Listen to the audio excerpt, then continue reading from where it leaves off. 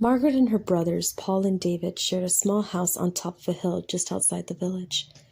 It was so warm one summer's night that Margaret could not sleep. She sat up in bed in the darkness of her room, watching the moon move across the sky.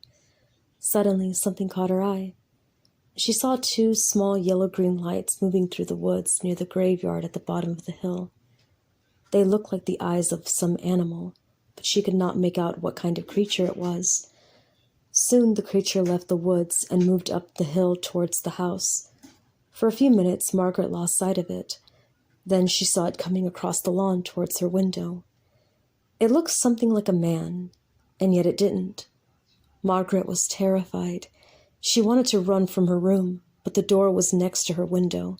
She was afraid the creature would see her and break in before she could escape.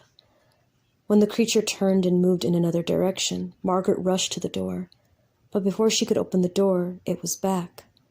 Margaret found herself staring through the window at a shrunken face like that of a mummy, its yellow-green eyes gleaming like cat's eyes.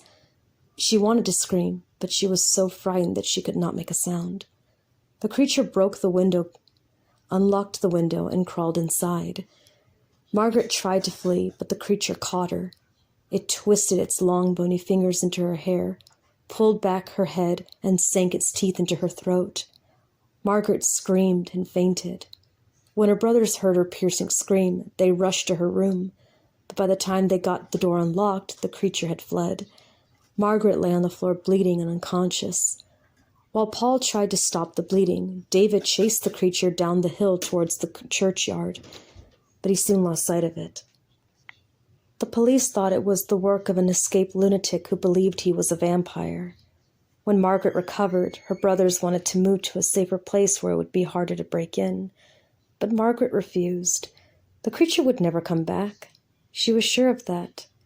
But just in case, Paul and David began to keep loaded pistols in their rooms. One night, months later, Margaret was awakened by a scratching sound at the window. When she opened her eyes, there was the same shrunken face staring at her. That night, her brothers heard her cries in time. They chased the creature down the hill, and David shot it in the leg, but the creature managed to scramble over the graveyard wall and disappeared near an old burial vault. The next day, Margaret and her brothers watched as the sexton of the church opened the burial vault. Inside was a horrifying scene. Broken coffins, bones, and rotting flesh were scattered all over the floor. Only one coffin had not been disturbed. When the sexton opened it, there lay the creature with the shrunken face that had attacked Margaret. The telltale bullet was in its leg. They did the only thing they knew of to rid themselves of the vampire.